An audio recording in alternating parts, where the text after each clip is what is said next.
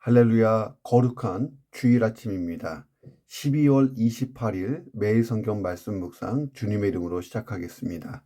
미가서 7장 14절부터 20절의 말씀입니다. 원하건대 주는 주의 지팡이로 주의 백성 곧 갈멜 속 살림에 홀로 거주하는 주의 기업의 양떼를 먹이시되 그들을 옛날같이 바산과 길라에서 먹이시옵소서. 이르시되 내가 애굽 땅에서 나오던 날과 같이 내가 그들에게 이적을 보이리라 하셨느니라. 이르되 여러 나라가 보고 자기의 세력을 부끄러워하여 손으로 그 입을 막을 것이요 귀는 막힐 것이며 그들이 뱀처럼 티끌을 핥으며 땅에 기는 벌레처럼 떨며 그 좁은 구멍에서 나와서 두려워하며 우리 하나님 여호와께로 돌아와서 주로 말미암아 두려워하리이다. 주와 같은 신이 어디 있으리이까? 주께서는 죄악과 그 기업에 남은 자의 허물을 사유하시며 이내를 기뻐하심으로 진노를 오래 품지 아니하시나이다. 다시 우리를 불쌍히 여기셔서 우리의 죄악을 발로 밟으시고 우리의 모든 죄를 깊은 바다에 던지시리이다. 주께서 옛적에 우리 조상들에게 맹세하신 대로 야곱에게 성실을 베푸시며 아브라함에게 인애를 더하시리이다. 아멘.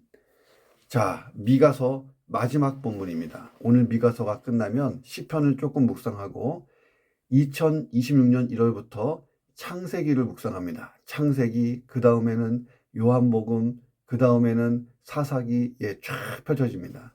참 의미 있고 좋은 성경책의 본문들이 새해에 우리를 기다리고 있습니다. 말씀 묵상에 힘을 내보십시오. 자, 오늘 본문 7장 뒷부분을 보면 둘로 돼 있어요. 14절부터 17절까지는 미가의 중보기도입니다. 어떻게 보면 미가서를 마무리하고 닫는 중보기도죠. 그리고 18절부터 20절은 미가가 하나님을 찬양하면서 이 예언서를 끝냅니다. 미가는 하나님의 구원하심을 간구하고 있고 확신 가운데 하나님을 찬양하는 거예요. 그렇게 해줄 줄 믿습니다. 하나님은 그러신 분입니다. 라고 찬양하는 것은 선취적인 믿음. 이미 이 눈에 아무 증거 안 보이고 들리지 않아도 된 것으로 선포하고 나가는 선취적 그 믿음으로 찬양하는 것입니다. 다윗이 그것을 가장 많이 한 사람이죠. 선취적 믿음. 자, 오늘 본문의 말씀을 묵상합니다. 첫 번째, 하나님께서는 우리의 기도를 들으실 준비가 항상 되어 있어요. 하나님 바로 옆에 와서 듣고 계신 거예요. 여러분 믿으십니까? 14절부터 15절을 연관해 보면 미가의 기도가 끝나자마자 하나님이 말씀하시기 시작해요. 어떻게 보면 미가가 기도하기를 기다린 것 같아요. 놀랍지 않습니까? 우리가 착각해요. 내가 기도하면 그때 하나님이 들으러 오신다고 생각해요. 거꾸로 생각해 보세요. 하나님이 내 기도를 기다리신다. 내가 기도하기를 관심 가지시고 보신다. 왜? 응답하시려고. 기도할 만 나지 않아요? 자, 미가는 예언을 마치면서 자기 민족이 앞으로 당할 심판을 생각해요. 자, 이 심판을 지나가야 되잖아요. 예레미야도 그 심판을 바라보고 있었고, 자, 하나님께 간절히 그래서 중보기도 합니다. 자기 민족을 위해. 1절 보니까 원하건대 주는 주의 지팡이로 주의 백성 곧 갈멜 속 살림에 홀로 거주하는 주의 기업의 양떼를 먹이시되 그들을 옛날같이 바산과 길르앗에서 먹여 주옵소서. 잘 보세요. 원하건대로 시작하잖아요. 갈림 속 살림에 홀로 거주하는 기업의 양떼. 양떼는 누구예요? 남유다 백성들이에요. 자, 그런데 갈멜 속 살림에 혼자 거주하게 됐어요. 이게 무슨 말일까요? 자, 이 표현은 이런 것입니다.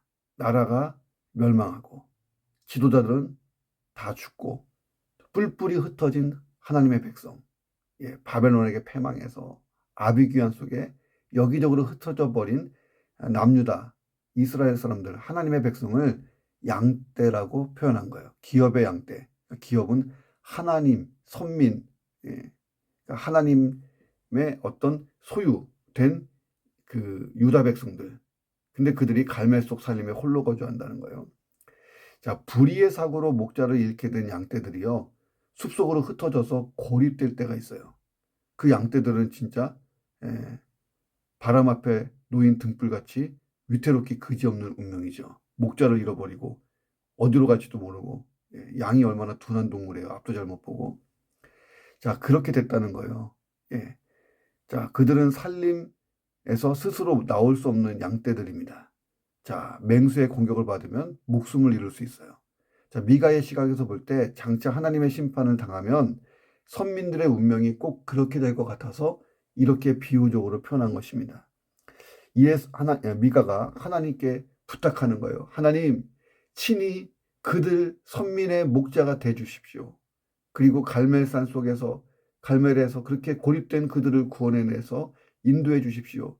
그리고 다시 옛날과 같이 평안과 번영을 허락해 주십시오. 이렇게 간구한 거예요. 그 평안과 번영이 바산과 길르앗에서 먹는 거예요. 자, 바산과 길르앗, 팔레스타인 최고의 목초지예요. 자, 평안과 풍요로움을 상징하는 그 동네 이름입니다. 자, 하나님께서 선민을 다시 구원하고 인도하셔서 축복을 해달라, 평안을 달라, 삶을 회복해달라고 하는 그 기도죠. 하나님께서 즉시 응답하세요. 마치 미가의 이 기도를 기다리고 있었던 듯이 바로 말씀하십니다. 다니엘서 9장 22절 23절에 보면 하나님의 응답을 전하는 가브리엘 천사가 다니엘이 기도할 즈음 곧바로 와서 이렇게 말해요. 다니엘아, 내가 이제 내게 지혜와 총명을 주려고 왔어. 곧 내가 기도를 시작할 즈음에 명령이 떨어졌거든. 이제 너에게 알려주러 왔어. 너는 크게 은총을 입은 자야. 그런즉 너는 이 일을 생각하고 이 환상을 잘 깨달아. 그러면서 이제 환상의 내용을 설명해줘요. 다니엘이 막 기도하는 순간 하나님의 명령을 받고 이 가브리엘 천사가 달려왔어요. 이보다 더 빠른 기도 응답이 어디 있어요? 다니엘이 하나님께서 가브리엘에게 야야야 가브리엘아, 야, 빨리 다니엘에게 가봐. 이렇게 된 거예요. 자, 미가는 하나님 마음을 잘 알았어요. 하나님의 마음은 심판이 아니에요. 회복이에요. 그러니 심판이 끝이 아니고 심판이 지나가지만 회복이 끝이라는 것도 잘 알고 있었어요. 왜냐하면 미가가 생각할 때 하나님의 성품을 생각해 볼 때 심판이 끝일 수가 없는 거예요. 하나님은 회복으로 끝나셔야 사랑의 하나님, 긍휼의 하나님이잖아요. 미가는 하나님의 긍휼하심을 확신한 거예요. 간절히 민족을 위해 기도합니다. 자, 우리가 미가처럼 이렇게 민족을, 가정을, 교회를 품고 기도할 수 있다면, 하나님의 마음과 통하는 기도를 할 수 있다면 그것은 즉시 응답이에요. 조지 뮬러가 어떻게 5만 번의 기도 응답을 받았겠어요? 하나님과 통한 거예요. 하나님, 그래, 조지 뮬러. 자, 예. 하나님, 조지 뮬러, 오케이. 예, 이렇게 5만 번. 예. 하나님은 언제나 우리의 기도를 들으실 준비가 되어 있으세요. 우리가 기도하기를 쉬지 말아야 될 이유가 뭐냐? 하나님이 듣기 원하시거든요. 왜? 응답하시려고. 자, 그런데 그 기도 응답이 내 원하는 대로 오는 것이 아니라 하나님 원하는 대로 오는 거예요. 근데 하나님께서 주시는 그 기도 응답, 하나님의 원하심이 훨씬 더 최상이고 최고인 거예요. 자, 그것은 때로 감당하기 어려운, 버거울 정도로 정말 파격적이고 크게 오기도 합니다. 내 사이즈가 아니고 하나님 사이즈로 오기 때문에 그래요. 우리는 기도하면서 하나님의 뜻을 구하면 돼요. 그러면 다 응답이에요. 하나님은 이미 기도 응답을 준비해 놓고 우리를 기다리시니까요. 자, 그런데 하나님의 뜻을 구하기 위해서 어떻게 해야 돼요? 하나님 마음을 잘 알아야죠. 그래서 우리가 아침마다 말씀을 묵상하는 거예요. 하나님은 지금도 말씀으로 얘기하고 계시고 말씀으로 역사하시고 말씀으로 우리를 이끌고 계시잖아요. 자, 그것은 하나님과의 친밀한 교제를 통해서 하나님 마음을 아는 것이 형성되는데 말씀 외에 기도 외에는 그런 방법이 없는 것입니다. 미가는 오랜 시간 예언하고 하나님 말씀을 깨달았잖아요. 하나님 말씀을 전달하고 또 하나님 말씀을 듣고 전달하고 하면서 하나님 마음을 깨달아간 거예요. 그래서 오늘 우리가 말씀을 묵상합니다. 하나님의 긍휼하심을 믿고 간절히 기도하는 것입니다. 자, 오늘도 기도합시다. 미가처럼 온 세상을 품고 기도하는 중보기도자 얼마나 멋있어요. 자, 그런 사람 되시기를 주의 이름으로 축원합니다. 두 번째, 죄인이 은혜로 구원받는 것, 세상에서 이거보다 큰 기적은 없다는 거예요. 하나님께서 미가의 기도에 이렇게 응답하세요. 이르시되 내가 애굽 땅에서 나오던 날과 같이 내가 그들에게 이적을 보이리라. 야, 이거 어마어마한 응답이에요. 뭐냐면 출애굽의 역사를 다시 한번 일으키겠다는 거예요. 출애굽의 역사, 이 기적이 단순한 것입니까? 아니잖아요. 애굽에서 종살이하던 이스라엘을 구원하기 위해 애굽에 10가지 재앙을 내렸어요. 한 가지 재앙만 뜯어봐도 장난이 아니잖아요. 근데 10가지 재앙을 다 보세요. 마지막에 흑암과 그 장자 재앙, 얼마나 무시무시합니까? 홍해를 갈랐어요. 200만 명이 넘는 사람이 한밤에 홍해를 건넜어요. 뒤따르던 애국 군대가 홍해에 빠져 죽었습니다. 낮에는 구름기둥, 밤에는 굴기둥. 40년 내내 인도하시고 보호하셨어요. 하늘에서 만나가 내리고 이스라엘 민족에게 이 출애굽 사건은요, 민족의 정체성, 민족의 자존감이에요. 죽을 때까지 기억하고 감사하고 다음 세대에 반드시 알려주고 전수해야 될 그 신앙의 유산이 출애굽 사건이에요. 자, 그런데 미가가 중보기도 하니까 하나님이 이런 출애굽의 기적을 다시 한번 일으키겠다는 거예요. 그러니까 기도 응답이 엄청난 거예요. 15절이. 자, 이 기도 응답이 어떻게 일어납니까? 바벨론으로 포로로 끌려갔던 유다 백성들이 70년 만에 되돌아와요. 결코 무너지지 않을 것 같던 바벨론, 당대의 남유다를 무너뜨리고 애국까지 무너뜨렸던 세계 최강 국가 바벨론이 100년도 못 넘기고 고레스, 페르시아에 의해서 무너지잖아요. 하나님이 고레스를 도구로 사용하셨어요. 그리고 바벨론 각지에 흩어져 있던 선민들이 본토로 돌아오는데 이게 한편의 드라마가 막 펼쳐진 거예요. 수룹바벨, 에스라, 느헤미야 그 사건 다 우리 공부했잖아요. 이스라엘은 역사상 2번이나 상상 속에서나 가능할 드라마 같은 기적, 놀라운 이적을 경험합니다. 한 번은 애굽 땅에서 나왔고 2번째는 바벨론 땅에서 나왔어요. 야, 세계에 이런 민족이 어디 있어요? 자, 바로 그날 이방의 모든 나라가 깜짝 놀라고 하나님을 무서워하며 두려워 떨 거라는 거예요. 16절. 여러 나라가 보고 자기의 세력을 부끄러워하여 손으로 그 입을 막을 것이며 귀는 막힐 거다. 하나님이 하신 일을 보고 그들이 뱀처럼 티끌을 핥으며 땅에 기는 벌레처럼 떨고 그 좁은 구멍에 나와 두려워하며 우리 하나님 여호와께 돌아와 주로 말미암아 두려워하리이다. 자, 그런데 1차 출애굽의 기적, 2차 바벨론에서 포로 귀환, 이 기적에 이어서 3차 기적이 일어날 거라는 거예요. 자, 오늘 본문은 여기 방금 읽은 16절, 17절에 그 악인들이 막 두려워하고 이방이 떠들고 두려워하고 하는 것은 3차 기적까지 일어날 때 일어난 일이에요. 자, 그러니까 본문은 바벨론 포로 귀환의 기적을 얘기하면서 동시에 그 다음 사건까지 얘기하는 거예요. 예수 그리스도의 십자가의 죽음과 부활 사건. 자, 그로 인한 우리들의 구원. 이 기적이요. 3차 기적이라는 거예요. 출애굽 기적도 어마어마하고 바벨론 포로 귀환도 어마어마한데 이 3차 기적은 인간의 힘으로 감히 대적도 할 수 없는 사탄의 권세를 때려 부신 기적이에요. 애굽에 바로 부시고 바벨론의 왕국을 부신 정도가 아니에요. 사탄의 왕국을 박살내버린 거예요. 예수님의 십자가와 부활 사건. 자, 그리고 우리를 죄에서부터 영원히 자유하게 하셨잖아요. 우리는 죄로 인하여 죽지 않습니다. 이 죄를 우리 예수님이 담당해 주시고 이 죄의 문제 그리고 죄로 인한 죽음의 문제를 해결하셨잖아요. 자, 우리가 죽음의 자리에서 생명의 자리로 옮겨지고 지옥의 형벌을 받지 않고 하나님 나라에서의 영생을 얻게 되는 것. 이거 3차 기적이에요. 이건 또 하나의 출애굽이에요. 해방. 1차 해방 출애굽, 2차 해방 포로 귀환, 3차 해방은 죄와 사망에서부터의 해방입니다. 이게 기적 중에 기적. 내가 이 기적의 산 증인이고 체험자예요. 그렇다면 오늘 증인답게 이 기적의 스토리를 전파하면서 살아보시기를 주의 이름으로 축원합니다. 자, 세 번째, 하나님은 비교 불가 그 자체이시다는 거예요. 18절에 보니까 미가 선지자의 감성이 드러나요. 도대체 세상에 여호와 하나님, 우리 하나님 같은 신이 어디 있습니까? 모든 신은 다 가짜고 우상이고 우리 하나님만이 유일하신 참 신이십니다. 주와 같은 신이 어디 있습니까? 주께서는 죄악과 그 기업에 남은 자의 허물을 사유하시고 인애를 기뻐하시니 진노를 오래 품지 아니하시잖아요. 지금 미가 선지자가 감탄하고 있는 하나님의 속성, 비교 불가능의 속성을 지금 찬양하고 있는 거예요. 다른 무엇보다도 미가는 죄를 용서하시는 하나님 그 긍휼과 은혜로 인해서 감동을 받은 거예요. 자, 이 세상의 종교는 둘 중에 하나예요. 사탄이 만들었거나 인간의 부패한 영혼이 만든 종교예요. 자, 그런데 사탄에게도 없고 인간의 부패한 영혼에게도 없는 것이 바로 긍휼인 거예요. 세상의 종교는 다 겁을 줘요. 두려움을 줘서 벌 받지 않으려면 똑바로 해 하고 자신을 섬기라고 합니다. 나를 섬기지 않으면 집에 불행이 생겨서 겁을 줘서 경배받게 하는 것. 이게 세상 종교의 특징인데 사탄이 하는 짓이에요. 귀신들이 꼭 그 짓을 하거든요. 전도에 보면 사람들이 두려워해요.